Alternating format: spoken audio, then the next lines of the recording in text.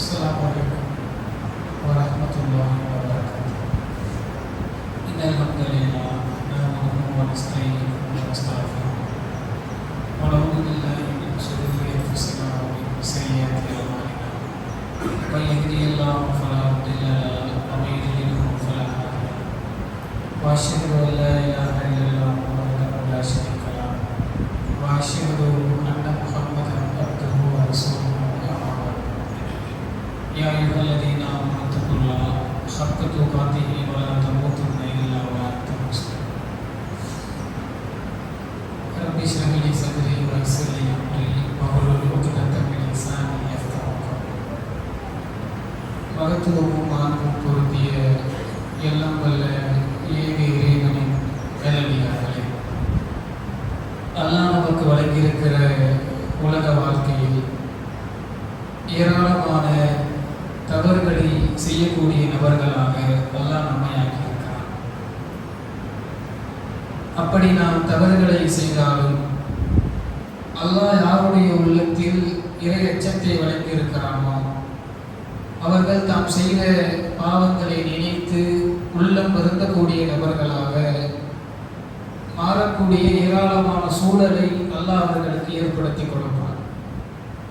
யாருடைய உள்ளத்தில் இறையச்சமே இல்லையோ அவர் தான் செய்த தவறை தவறு என்று உணர்கிற சூழலை அல்லாஹ் ஏற்படுத்தினாலும் கூட அந்த ஏற்படுத்துதல் அவருக்கு எந்த விதமான படிப்பினையும் வழங்காது. உண்மையில் யாருக்கு இறையச்சம் இருக்கிறதோ அவருக்குத்தான் அல்லாஹ் வழங்கியிருக்கிற சூழல் உள்ளத்தில் ஒரு மாற்றத்தை ஏற்படுத்தும். அப்படி நாமும் நம்முடைய வாழ்க்கையில் ஏராளமான தவறுகளை செய்வோம்.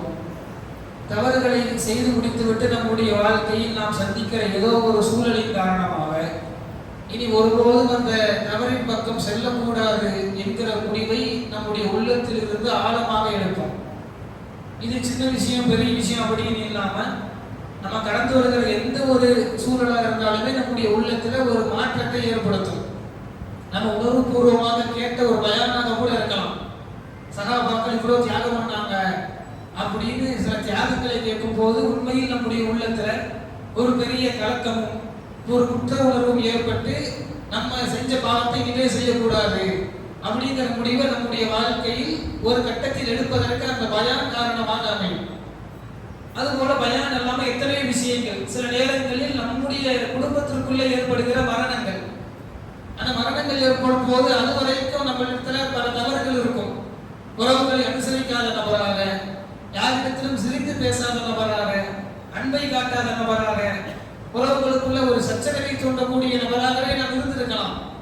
ஆனா நம்முடைய குடும்பத்துக்குள்ள ஏற்படுகிற ஒரு மரணம் நம்முடைய உள்ளத்துல இனிமே அப்படி இருக்கக்கூடாது, உறவுகளை அனுசரிச்சு நல்ல முறையில எல்லாரையும் கவனிக்கணுங்கிற ஒரு சிந்தனையை நம்ம உள்ளத்துல ஏற்படுத்தி அந்த பாவத்தின் பக்கம் போகக்கூடாதுங்கிற ஒரு ஆழமான உறுதியை நமக்கு உள்ளத்தில் ஏற்படுத்தும்.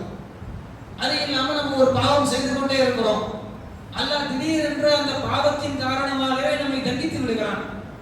நமக்கு தெரியுது நம்ம இந்த பாவம் பண்ணோம், அதனாலதான் இந்த தண்டனை நமக்கு வழங்கப்பட்டிருக்கு அப்படின்னு உணரும் போது உடனடியாக அல்லாஹ் இடத்துல பாவ மன்னிப்பை கேட்டு அந்த பாவத்திலிருந்து வெளியே வருவோம். இப்படி நம்முடைய உள்ளத்தில் இருக்கிற ஒரு குற்ற உணர்வை எழுப்புகிற, இனிமே பாவம் பண்ணக்கூடாதுன்னு முடிவெடுக்கிற சூழலை எல்லா நபர்களும் தங்களுடைய வாழ்க்கையில் கடந்து வருகிறோம். எல்லா நபரும் கடந்து வந்து இருப்போம். ஒரு கேள்வியை நீங்கள் உங்களுக்குள்ளே எனக்குள்ளே நானும் கேட்க வேண்டிய கேள்வி நமக்குள்ளே கேட்டு பார்த்தால் நம்முடைய வாழ்க்கையில் இனி இந்த தவறை செய்யக்கூடாது என்று எத்தனை முறை முடிவெடுத்தோம், அதுபோல எத்தனை முறை அந்த முடிவுகளில் நாம் உறுதியோடு நின்று இருக்கிறோம். ஒரு தடவை முடிவு எடுத்துட்டு திரும்ப அந்த தப்பின் பக்கம் போகாமலே நம்முடைய வாழ்க்கையை நகர்ந்து கொண்டே இருக்கிறா அப்படின்னு பார்த்தா கொஞ்ச காலத்துக்கு நகருது. ஒரு உணர்வுபூர்வமா பயானை கேட்கும் போது அந்த பயான் ஒரு வாரத்துக்கு வேலை செய்யுது. ஒரு வாரம் கழிச்சு மீண்டும் பழைய நிலைக்கு மாறி விடுகிறோம். ஒரு மரணம் நிகழ்த்து விட்டால் அந்த மரணம் ஒரு 15 நாட்களுக்கு 20 நாட்களுக்கு தாக்கத்தை ஏற்படுத்துகிறது. ஒரு மாதம் கழிந்து விட்டால் மீண்டும் நம்முடைய அந்த தவறு நம்ம இடத்துல வந்து சேர்ந்து விடுகிறது. அல்லாஹ் தண்டிச்சுட்டானே அப்படின்னு நினைக்கும் போது அதிலிருந்து விலகி இருக்கிறோம். அந்த தண்டனையை அல்லாஹ் கொஞ்சம் தளர்த்தும் போது மீண்டும் பாவத்தின் பக்கம் விழுந்து விடுகிறோம். எந்த தப்புக்குள்ள போக மாட்டோம்னு முடிவெடுத்தோமோ அதே தவறுக்குள் மீண்டும் மீண்டும் நாம் சுழன்று கொண்டே இருக்கிறோம். ஆனா முடிவு எடுக்கும் போது எப்படித்தான் எடுத்தோம்னா உறுதியாக எடுத்தோம். மனசுல இனிமே போகவே கூடாதுன்னு ஆழமாக எடுத்தோம். ஆனா அந்த முடிவை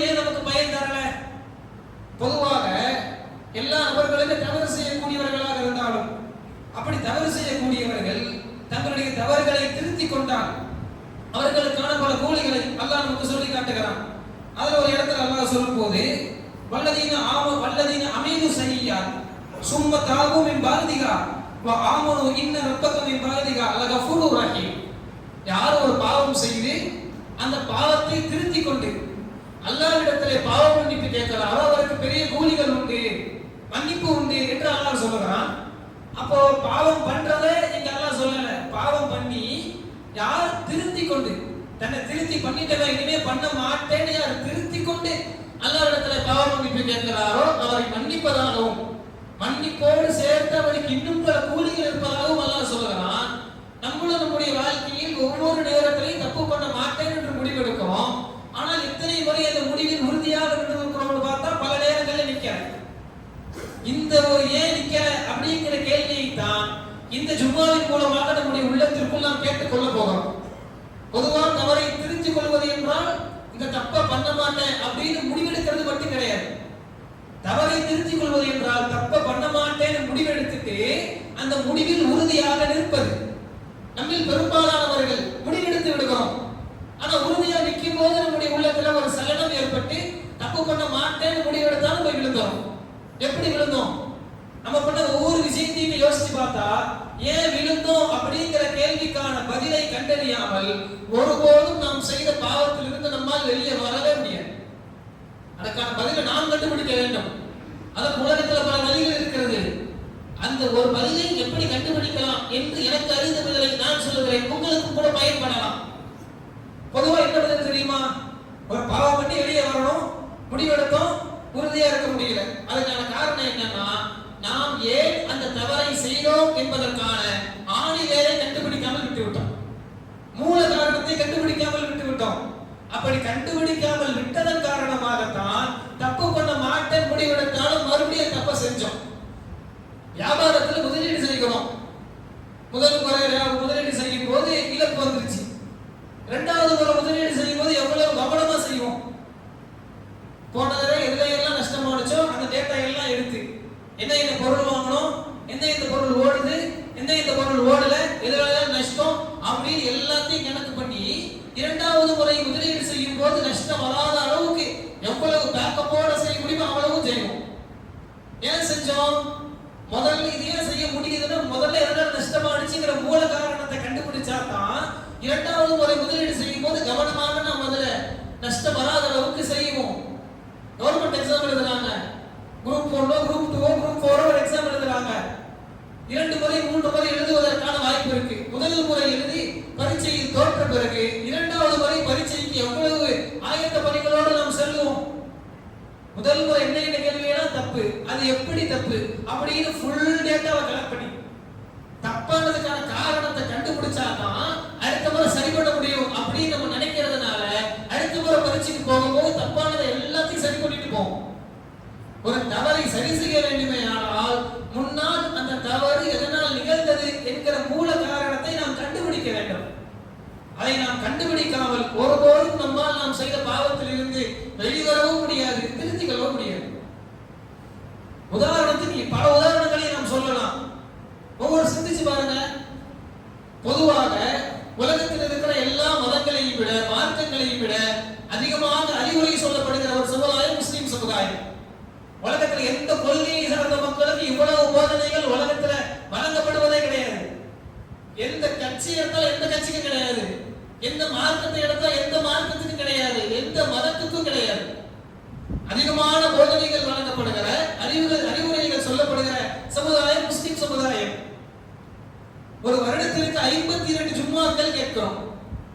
52 ஜும்மாக்கள் என்றால் 52 வெவ்வேறு தலைப்புகளை மார்க்கம் சம்பந்தப்பட்ட செய்திகளை கேட்கிறோம். சில நேரங்களில் ஒரே தலைப்பு மாற்றி மாற்றி பேசப்பட்டாலும் கூட ஏறக்குறைய வருஷத்துக்கு 40 தலைப்புகளில் மார்க்கம் சார்ந்து புதிய செய்திகளை நாம் அறிந்து கொண்டிருக்கிறோம். 40 செய்தி கேட்டவங்கள 40 விஷயங்களில் எத்தனை விஷயங்கள் இன்றைக்கு நம்முடைய வாழ்க்கையில் நடைமுறையில் இருக்கிறது? இதை நான் குற்றம் சுமத்துவதற்காகவோ தப்பு அப்படின்னு குற்றவளர்ச்சியை தூண்டுவதற்காகவோ சொல்லல. எனக்கும் இருக்கிறது, உங்களுக்கும் இருக்கலாம். எல்லாரும் ஒரு கலந்தாலோசனை உள்ளத்துல ஒரு விஷயத்தை யோசிக்கிறதுக்காக இதுவே தவிர எல்லாரும் தப்பு பண்ணிட்டோம் அப்படிங்கிறதுக்காக வேண்டி இல்லை. யோசிச்சு பாருங்க, 40 செய்தியை கேட்டவன் எத்தனை செய்தி நம்ம வாழ்க்கையில் நடைமுறையில் இருக்கு? அன்னைக்கு ஒரு பயான் இது நண்பன்னு சொன்னாங்க. அதை கேட்டதிலே அந்த ஒரு விஷயம் இன்னைக்கு வரைக்கும் நான் நடைமுறைப்படுத்துறேன் அப்படின்னு சொல்லக்கூடிய மக்கள் சொற்பமானவர்கள் தான் இருப்போம். ஆனால் பாவத்தை செய்து அந்த பாவம் இந்த பயானில் தவறுக்கு சொல்லப்பட்டது, அதிலிருந்து நான் விலகிவிட்டேன் அப்படின்னு சொல்லக்கூடிய நபர்கள் சொற்பமாக இருக்கிறோம். அப்போ 40 செய்தியை கேட்டவன் நம்முடைய வாழ்க்கையில் நடைமுறைப்படுத்தத்தக்க ஒரு செய்தி அமையலையே. குர்ஆனில் எத்தனையோ வசனங்களை படிக்கிறோம். ரமலான் மாதத்தில் நம்ம சொல்லவே தேவையில்லை, அட்டை தோட்ட படிச்சு முடிக்கணுங்கிற நீயத்தோட பலரும் படிப்பது உண்டு. அது இல்லாத மற்ற நாட்களில் குர்ஆனை வாசிக்கிறோம். குர்ஆனில் எத்தனை வசனங்களை நாம் வாசித்திருப்போம். மற்ற நபர்கள் புதிதாக இஸ்லாத்தை ஏற்றுக்கொண்ட நபர்கள் அவங்க குர்ஆனை படிச்சு இஸ்லாத்துக்குள்ள வராங்க. குர்ஆனை படிச்சு வந்தாங்களே, குர்ஆன் முழுக்க படிச்சாங்களான்னு கேட்டா ஒரு வசனம் 2 வசனம். அந்த ஒரு வசனம் 2 வசனம் உள்ளத்தில் ஏற்படுத்தின பெரிய மாற்றத்தின் காரணமாக தான் சார்ந்திருந்த மதத்தை விட்டு, தான் சார்ந்திருந்த கொள்கையை விட்டு, மூட பழக்கத்தை விட்டு, பிறந்ததிலிருந்து எதையெல்லாம் தூக்கி சுமந்தாரோ அனைத்தையும் விட்டு விட்டு இஸ்லாத்திற்குள்ளே வருகிறார். தான் படித்த ஒரு வசனம் 2 வசனம். நம்முடைய வாழ்க்கையில் நம் குர்ஆனில் எத்தனையோ வசனங்களை படித்திருப்போம், எத்தனையோ முறை குர்ஆனை படித்து முடித்திருப்போம். நம்முடைய வாழ்க்கையில் மாற்றத்தை ஏற்படுத்தத்தக்க ஒரு வசனத்தை நம்ம நினைவுபடுத்தி சொல்ல முடியுமா? புதுசா மார்க்கத்துக்குள்ள வந்தவங்களுக்கு ஒரு வசனம் எல்லாத்தையும் விட்டுட்டு இதுதான் பெருசுன்னு வர வச்சுது. ஆனா நம்ம எத்தனையோ வசனங்களை படிக்கிறோம். நம்ம இந்த ஒரு வசனத்தை சொல்லி இந்த வசனம் என்னுடைய வாழ்க்கையில் ஏற்படுத்தின தாக்கம் ரொம்ப பெருசு அப்படின்னு சொல்ற அளவுக்கு நம்ம இடத்துல எத்தனை பேருக்கு இருக்கும்? அதுவும் சொந்தமானவர்களுக்கு இருக்கும். இந்த கேள்வியை நினைவில் வச்சுக்கிட்டே வாங்க.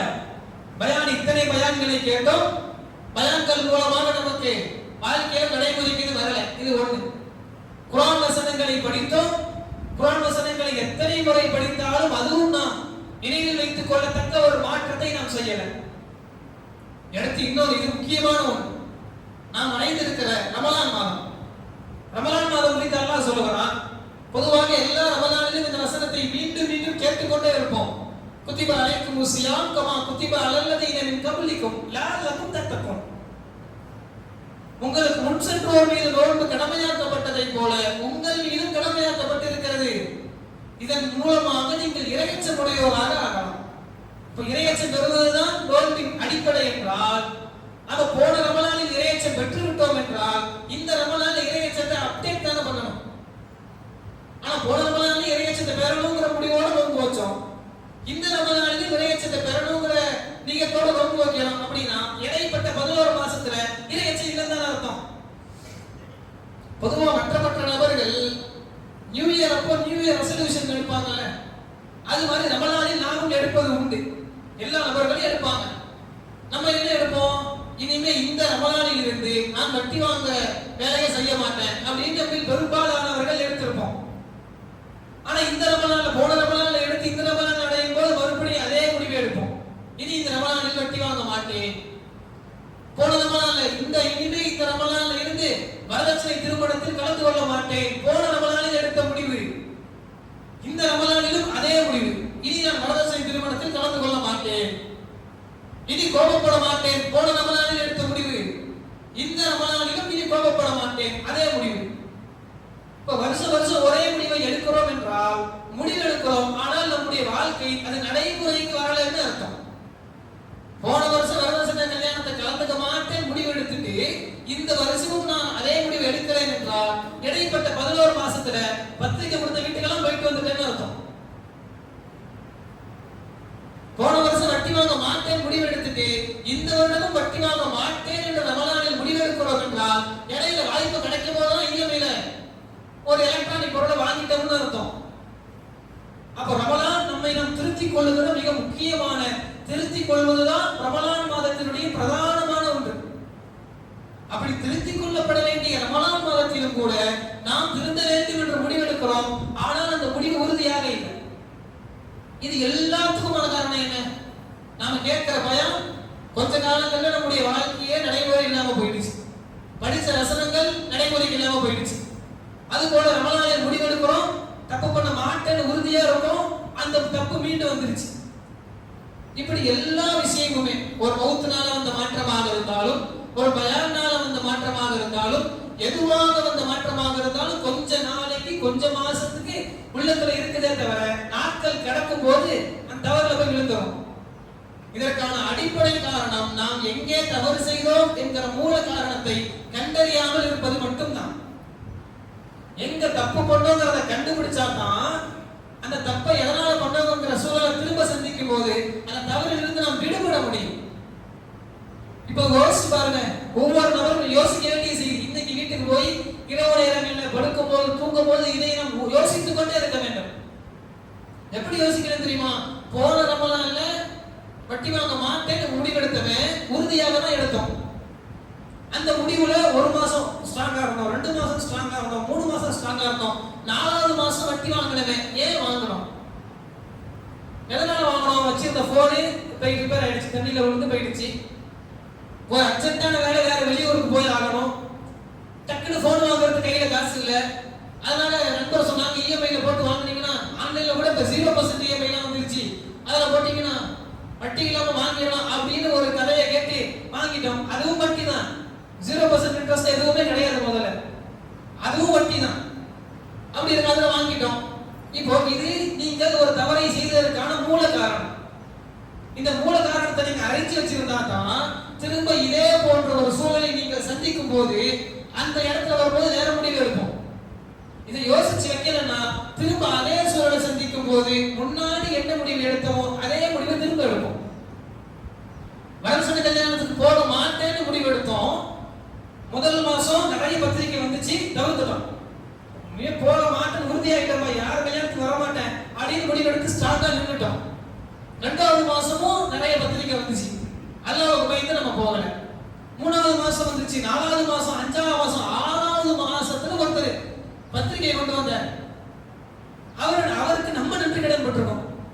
அவர் நமக்கு தேவைப்படும் போது ஒரு பெரிய தொகையை கடனா கொடுத்து நமக்கு நம்ம அவருக்கு நன்றி கடன் பட்ட சூழல்ல நிக்கிறோம். அவர் நமக்கு பத்திரிகை கொடுத்து நீங்க கண்டிப்பா வந்துடணும், உங்க வருகை எதிர்பார்க்கிறேன் அப்படின்ட்டார். இப்ப நம்ம என்ன சொல்லுவோம்? இதுதான் போன முறை முடிவெடுத்தோம், தப்பு பண்ணதுக்கான மூல காரணம். எடுக்க மாட்டேன் முடிவெடுத்த பிறகு நன்றி கடன் பட்டுட்டோமே, போயிட்டு வரலாம் எப்படி அப்படின்னு அந்த நன்றி கடன்ல வலிக்கு விழுந்து வரவச்ச கல்யாணத்துக்கு போயிட்டு வந்துட்டோம். இப்போ மீண்டும் அதே சூழலை சந்திக்கலாம். ரமலான் முடிந்து மறுபடியும் அதே நபர், போன வருஷம் மகளுக்கு கல்யாணம், இந்த வருஷம் மகனுக்கு கல்யாணம், இன்னும் நம்ம அந்த கடனை அடைக்கல, அதே நன்றி கடன் பட்ட சூழலில் இருக்கிறோம்.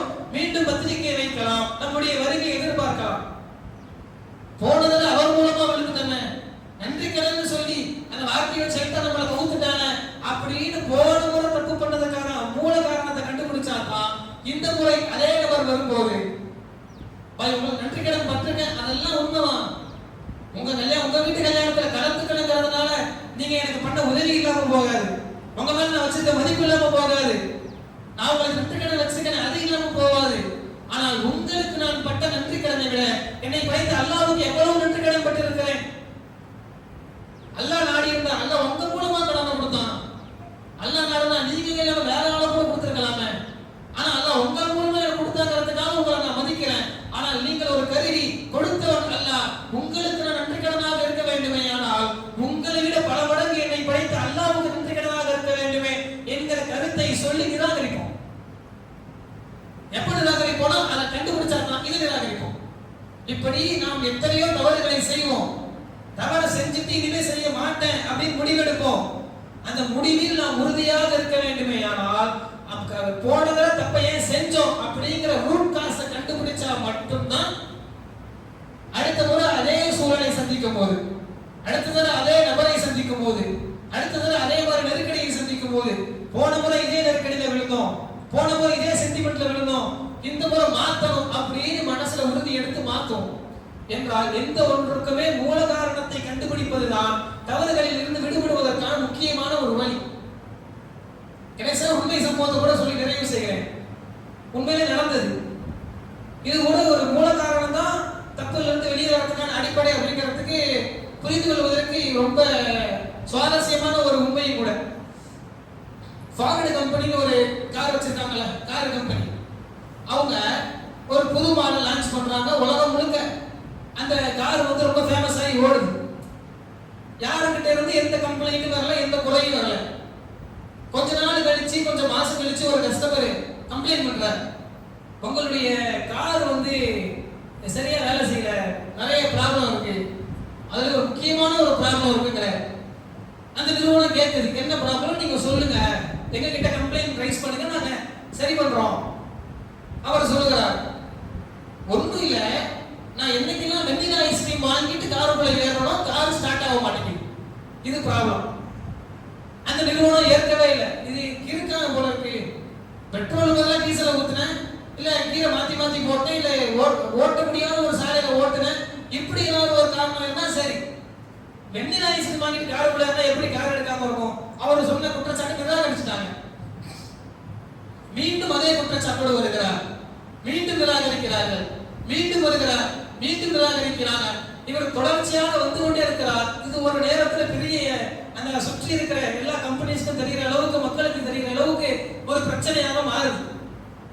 அப்போ அந்த நிறுவனம் கவனத்துல கொண்டு இதை சரி பண்ணி ஆகணும், இது என்ன பிரச்சனை இல்லை, இதனால பிரச்சனை வராது, இருந்தாலும் அது என்னங்கிறத நம்ம கண்டுபிடிக்கணுங்கிறதுக்காக யார் அந்த கம்ப்ளைண்ட் பண்ணாரோ அவர் வீட்டுக்கு 2 இன்ஜினியர் அனுப்புறாங்க. அந்த 2 இன்ஜினியர் அவங்க வீட்டுக்கு போய் எல்லா டீட்டெயிலையும் கேட்கறாங்க. இந்த மாதிரி வெண்ணிலா ஐஸ்கிரீம் வாங்கினா கார் ஸ்டார்ட் ஆக மாட்டேங்கிறீங்களே, சொல்லுங்க இது என்னன்னு சொல்லுங்க அப்படின்னு உடனே அவர் வந்து எல்லா நடந்த விஷயங்களையும் விவரிக்கிறார். எங்க வீட்டுல வழக்கமான பரம்பரையாக ஒரு வழிமுறை இருக்கு. நாங்கள் எப்போதும் இரவு உணவு உண்டு முடித்த பிறகு ஐஸ்கிரீம் சாப்பிடுற பழக்கம் இருக்கு. என்ன ஐஸ்கிரீம் சாப்பிடலாம் அப்படின்னு வீட்டுக்குள்ள சீட்டு குலுக்கி போடுவோம். சீட்ல என்ன ஐஸ்கிரீம் வருதோ அதை வந்து என்னுடைய ஃபார்வர்ட் கார் எடுத்துக்கிட்டு 2 மைல் தூரத்துல ஐஸ்கிரீம் பார்லருக்கு போய் அந்த ஐஸ்கிரீம் வாங்கிட்டு வருவேன். இதை ஒண்ணு நோட் பண்றாங்க. அப்ப இரவு நேரத்துல வண்டி ஓட்டுறாரு, இவருக்கு பிரச்சனை வருதுன்னு சொல்றது இரவு நேரம், இது ஒண்ணு. அடுத்தது, இங்க இருந்து ஐஸ்கிரீம் வாங்க போறாரு, எல்லா ஐஸ்கிரீம் வாங்க போனப்ப ஒரே தூரம் மாறுபடுதா வாங்குறாங்க, தூரம் மாறல, எப்பவுமே ஒரே ஐஸ்கிரீம் கடையில வாங்குறாரு, அதே 2 மைல் தூரம். சரி, இவர் தான் ஓட்டுறதுல பிரச்சனை பண்றாருன்னு சொல்லி இவர் கூட சேர்ந்து கார்லயே போறாங்க. இவரும் சரியாக ஓட்டுகிறார், காருக்கு பண்ண வேண்டிய அந்த பராமரிப்பை சரியா பண்றாருன்னு பாக்குறாங்க, அதையும் சரியாக செய்கிறார். எல்லாத்தையும் கண்டுபிடிச்சு பார்த்தா தப்பு வர வாய்ப்பே இல்லை. அந்த 2 இன்ஜினியர் அவர் கூட இருக்காங்க, சீட்டை குலுக்கி போறாங்க. வீட்டுல ஒவ்வொரு நாளைக்கு ஒவ்வொரு ஃபிளேவர் வருது, வாங்கிட்டு கார்ல ஏறாரு, பிரச்சனையே இல்லை. இவங்க 2 பேரும் காருக்குள்ளே இருக்காங்க. அதே மாதிரி ஒரு நாள் சீட்டை குலுக்கி போறாங்க, நினைச்ச மாதிரி வெண்ணிலா ஐஸ்கிரீம் வருது, வெண்ணிலா ஐஸ்கிரீம் வாங்கிட்டு காருக்குள்ள ஏறி அந்த 2 இன்ஜினியர் ஓட்டுறாள். அவளே ஓட்டி அதே ஐஸ்கிரீம் பார்லர்ல இத்தனை ஐஸ்கிரீம் வாங்கும் போது எங்க நிறுத்தினாரோ அதே இடம் நிறுத்தி அதே கடை உள்ள போயிட்டு வெண்ணிலா ஐஸ்கிரீம் வாங்கிட்டு காருக்குள்ள ஏறி ஸ்டார்ட் பண்றாரு, கார் எடுக்கணும். இந்த 2 பேருக்கு அப்பதான் நடக்குது, இவர் சொல்ற பிரச்சனை உண்மைதான், ஆனா பிரச்சனை வெண்ணிலா ஐஸ்கிரீம்ல இல்ல, அது மட்டும் உறுதியா புரிஞ்சிருச்சு. அவர் எதை வந்து மூல காரணம்னு சொன்னாரோ அது பிரச்சனை இல்லை, ஆனா அவரை பொறுத்தவரைக்கும் எது பிரச்சனை, வெண்ணிலா ஐஸ்கிரீம் தான் பிரச்சனை. வெண்ணிலா ஐஸ்கிரீம் உங்க காருக்கு ஏதோ பிரச்சனை, அதனால என் கார் ஸ்டார்ட் ஆகும் அப்படிங்கிறது அவருடைய வாதம். அதை வச்சு அதையே இதுதான் தப்பு, இதுதான் தப்பு, இதுதான் தப்பு அதையே பிடிச்சிருக்காரு. அதனால அவரால என்ன பிரச்சனை கண்டுபிடிக்கவே முடியல கடைசி வரைக்கும். அந்த 2 இன்ஜினியர் ஆய்வு பண்ணி சொல்றாங்க, கடை வாசல்ல காரை நிறுத்தி கடை உள்ள போய் ஒவ்வொரு ஃபிளேவர் ஐஸ்கிரீம் வாங்கும் போதும் எல்லா ஃபிளேவர் ஐஸ்கிரீமும் கடைக்கு கிட்ட உள்ள போய் கொஞ்சம் தூரத்துல வச்சிருக்கான். வெண்ணிலா ஐஸ்கிரீம் மட்டும் கடையோட எண்டில் வச்சிருக்கான், தூரம் போய் வாங்கணும். அப்ப மத்த ஐஸ்கிரீம் வாங்கிட்டு வரதுக்கும் வெண்ணிலா ஐஸ்கிரீம் வாங்கிட்டு வரதுக்குமான நேரம் மட்டும் வேறுபடுது. இந்த நேரம் வேறுபடுவதனால கார்ல இருக்க ஹீட்ல ஏதோ ஒரு குறைபாடு ஏற்பட்டு திரும்ப அந்த காரை ஸ்டார்ட் பண்ணும்போது ஸ்டார்ட் ஆகும், இது பிரச்சனை. வெண்ணிலா ஐஸ்கிரீம் வாங்குறதுக்கு ஒரு நேரம் எடுக்குது, அந்த நேரம் ஒரு 10 நிமிஷம் எடுக்குதுன்னா மத்த ஐஸ்கிரீமுக்கு 5 நிமிஷம் தான் இருக்குது.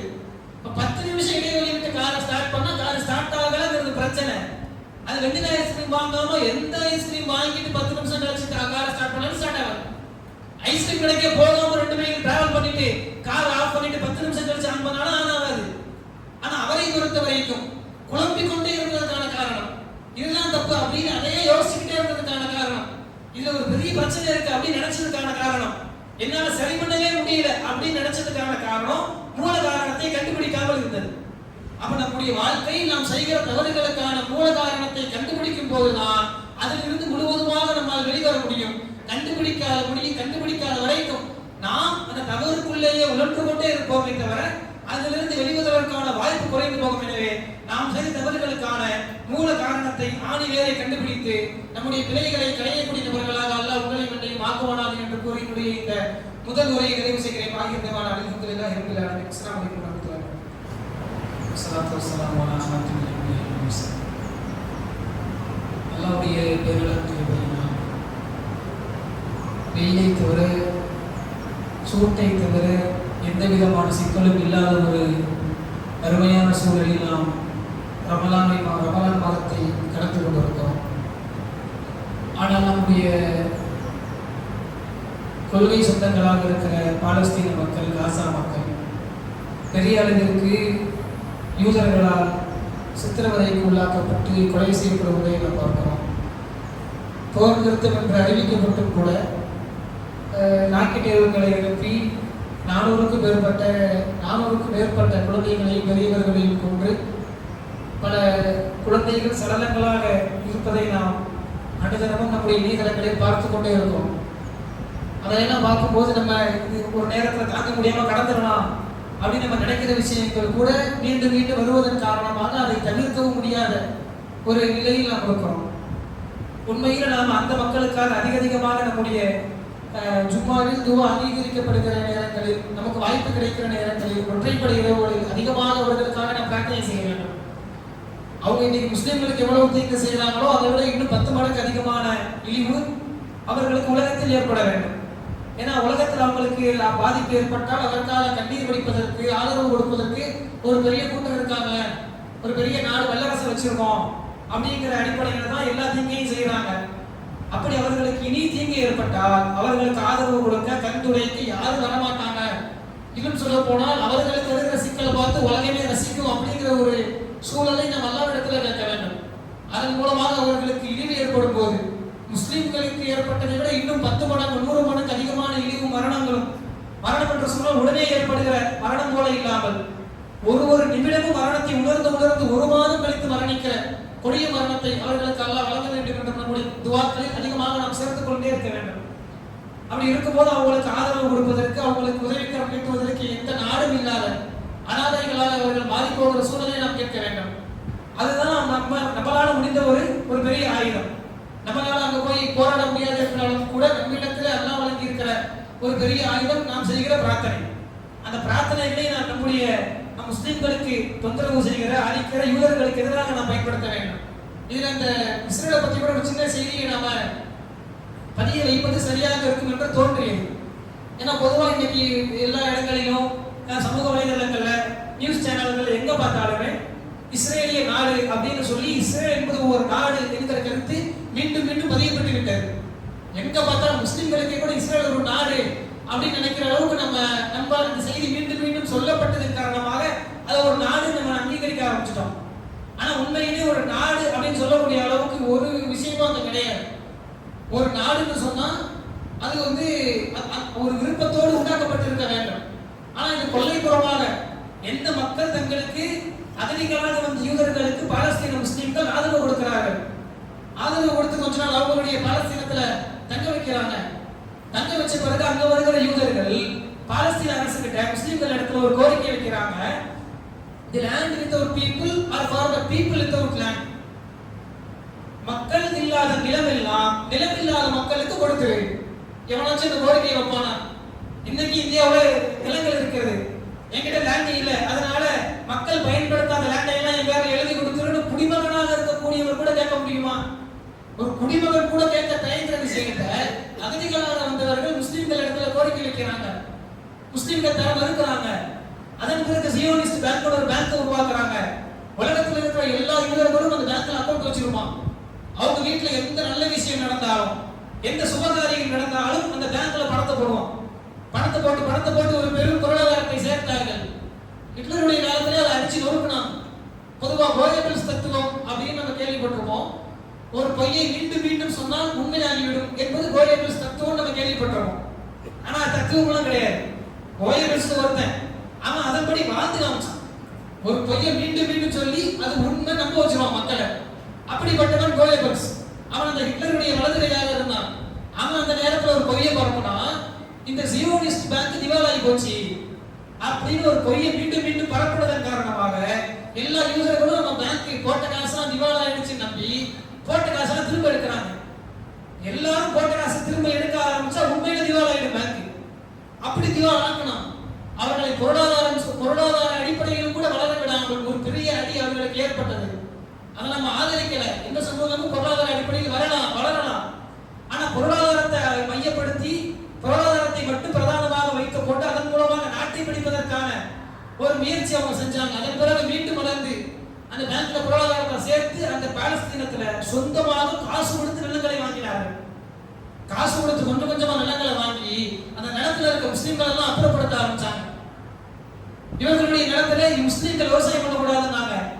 அதன் பிறகு அப்படியே கொஞ்சம் கொஞ்சமா நகர்த்தி இது எங்க ஊரு அப்படின்னு பாடலை கட்டினான்.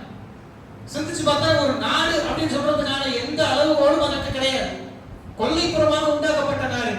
ஆனா ஒரு நாடு அப்படிங்கறத நம்முடைய மனசுல மீண்டும் மீண்டும் சொல்லி ஆழமாக பதித்து விட்டார்கள். அடுத்தடுத்து வரக்கூடியவர்கள் அதை படிக்கும் போது கூட இஸ்ரேலுங்கிறது ஒரு நாடு, பக்கத்துல பாலஸ்தீனங்கிறது ஒரு நாடு, ரெண்டு நாட்டுக்கு பிரச்சனை அப்படி நினைக்கலாம். பாலஸ்தீனம் தான் நாடாக இருந்தது. அவர்கள் தான் பூர்வகுடி மக்கள். அவர்களிடமிருந்து பிடுங்கப்பட்ட இடம்தான் இஸ்ரேலை தவிர அது ஒரு நாடு அல்ல என்கிற செய்தியை நாம் அதிகமாக நமக்கு தெரிந்த நபர்களிடத்தில் சொல்லி இந்த வரலாற்றை யாரும் மறந்து விடாத அளவிற்கான சூழலை ஏற்படுத்த வேண்டும். அதற்கான வாய்ப்பை எல்லாம் நமக்கு ஏற்படுத்துவானா, அந்த வாய்ப்பு தருவானா. அல்ஹம்துலில்லாஹி ரப்பில் ஆலமீன். அஸ்ஸலாமு அலைக்கும்.